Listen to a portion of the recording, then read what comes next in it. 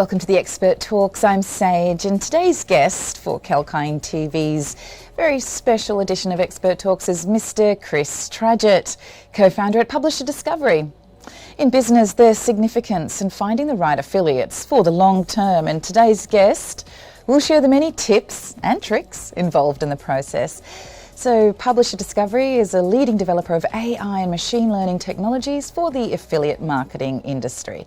And bringing you live today, we have Mr Chris Tradgett, the co-founder at Publisher Discovery. Welcome to the show, Chris. Hi, thanks very much. Well, glad you could join us. With almost 2 decades working with affiliates, your insights will definitely be valuable. So let's glance at the significance of affiliates in relation to the rising e-commerce industry across the world. In your opinion, why do today's e-commerce players need affiliates? Yes, you're right. Affiliate marketing has been in a growth period for, well, certainly the past 20 years I've been involved in it. We started off as a network back in 2000 and 2003, in the early days just in UK, expanded into the US market, and had, by the kind of 6-7 years, had clients all around the place. And that's continued in growth. And I've been client side and doing other stuff since then. Of course, Publisher Discovery, what it does is analyzes all of the tracking anywhere in the world to find the best potential affiliate partners. Now, the key thing about why anybody in e-commerce should be involved and be looking at it is that certainly over the past 2 years, enormous growth in online purchasing, and that's everywhere in the world pretty much. And you'll find that anybody who's driving stuff is got up against a very strong competitive set. Affiliates can help you to kind of really engage that and to strengthen your position in the market without having to spend an absolute fortune. One of the beauties of affiliate is that works almost exactly on a kind of a pay for performance basis. It is pure performance model. So working with an affiliate will promote you. You make a sale via that affiliate, and the beauty is you'll not actually pay out a commission until that sale's happened. If it's something like hotels, you won't actually pay a commission until the hotel booking has been fulfilled. So it's a really a no-risk strategy for almost anybody in e-commerce. The other thing that makes it very fast-growing is certainly over the past 2 years, when everyone's been locked down and buying online because they can't get out to the physical shops. That's grown enormously, and also the traditional media and influencers who previously had been reliant on fee-based advertising and fee-based work. That pretty much dried up in 2020, and an awful lot of those, such as kind of major newspapers, Sydney Herald and amongst others, as well as some of the kind of mid to long tail influencers, turned to affiliate marketing to fulfill their revenue streams and actually backfill their cash. That's not changed at all since everything's moved back as well. So that's one of the real beauties. Enables you to tap into new markets via these influencers and actually find whole new potential audiences.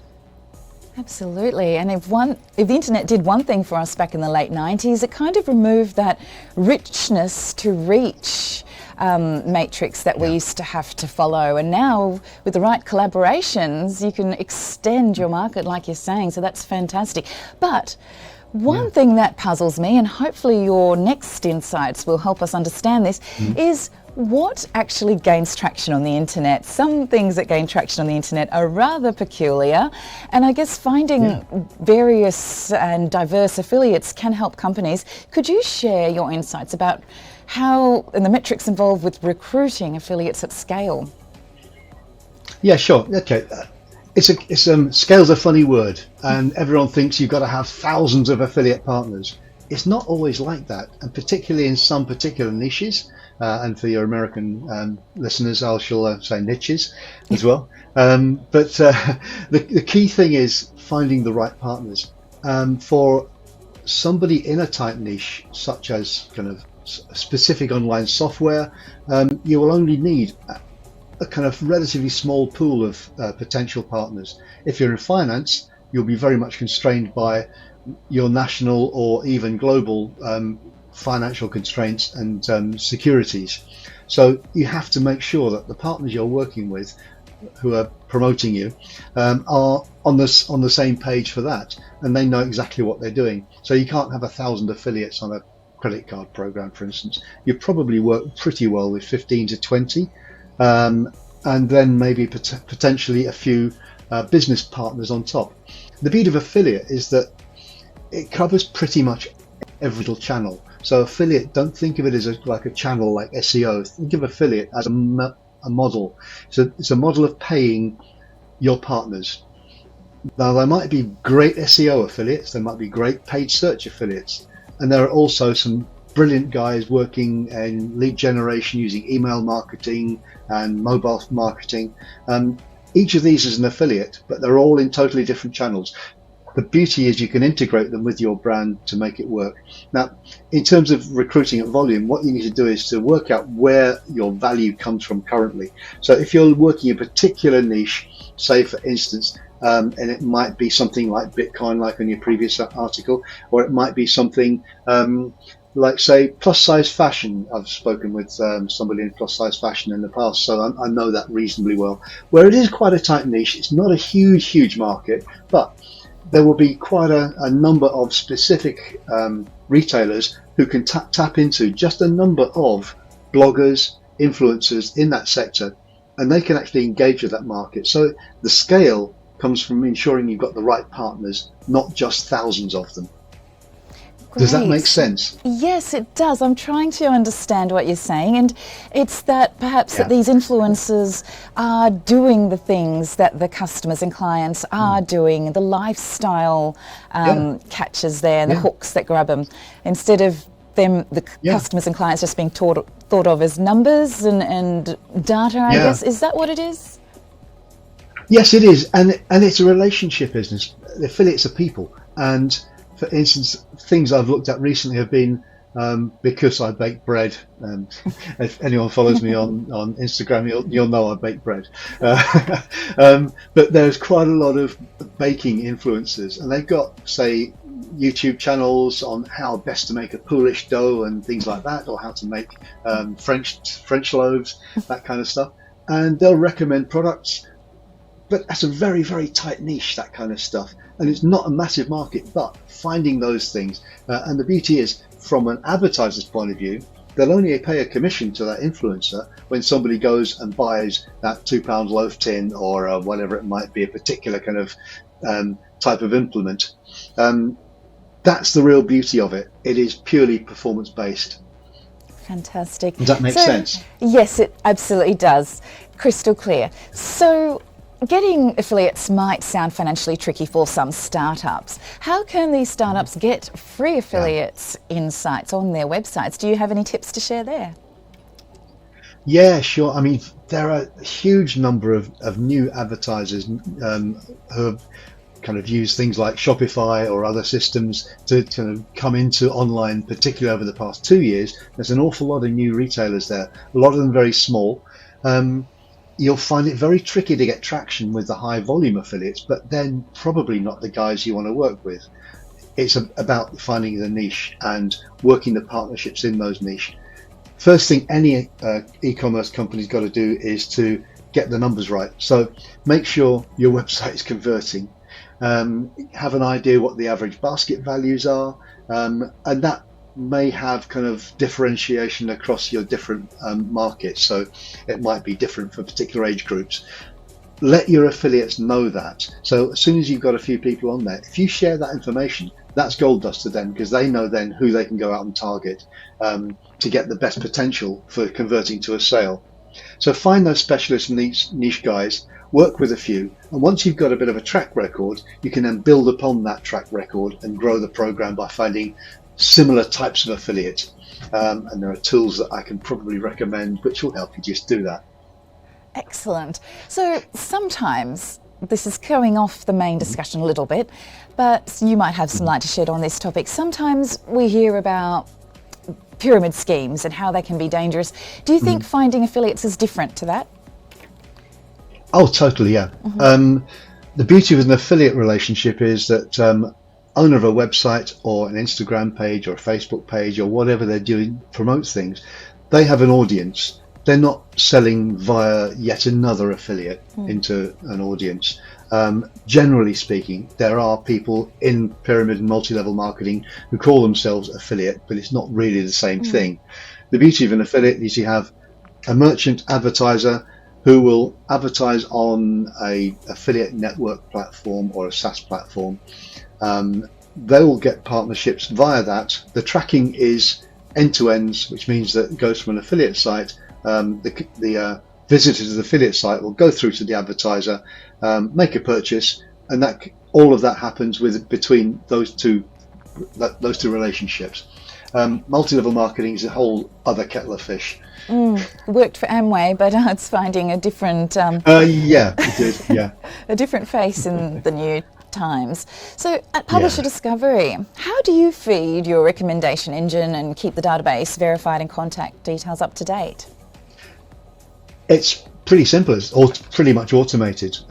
We analyze about kind of 2-3 billion links across 4 to 5 million affiliate websites globally. So we look at all of the links on the site, we analyze all the programs. There's about 600,000 advertisers we have indexed. Every month we index those, we check on those links, we check on the websites, see if there's new information come in. We scrape the data from it, we provide the email addresses, social accounts that we find on those websites. And it means that for an advertiser, they can go onto Publisher Discovery and say, right, I'm in, say, kids fashion or kids clothing. I want to find affiliates in there, and it's really simple to kind of click on the vertical market and look for kids fashion by country or by program, and say, yeah, okay, these are the affiliates who are being promoted on, I don't know, Bon Maman, for instance, in France, or it might be Toys R Us in other countries. So you can find all the people who are on the Toys R Us program and say, okay, they're very similar to me.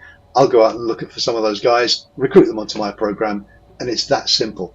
And every month that regenerates and uses AI and machine learning to make sure we've got the most ideal partner for that particular advertiser.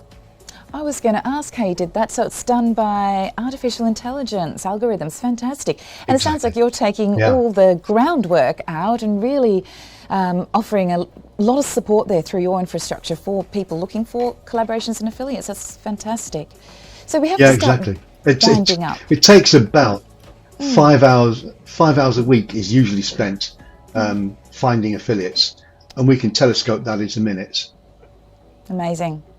So lastly, what will be your objectives at Publisher Discovery for 2022?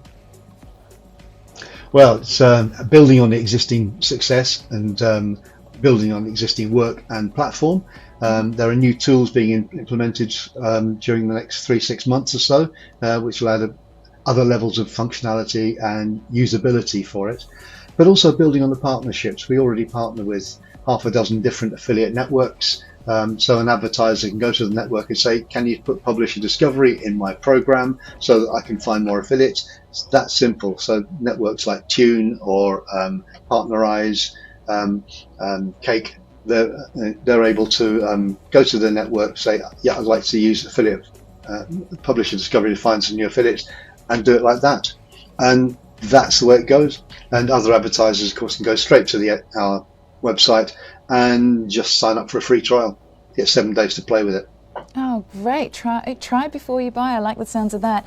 And it's about finding common ground these days. It seems to really be the buzzword of our times, finding that common ground where we can find a way to amalgamate in our own niches.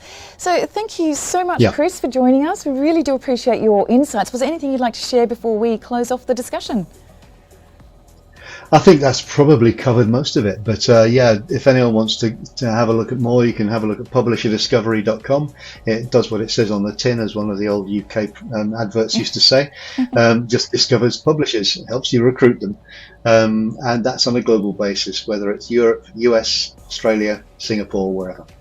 Fantastic. Well, thank you for sharing your insights. We really do appreciate it. It's a pleasure. Thanks very much indeed for the time.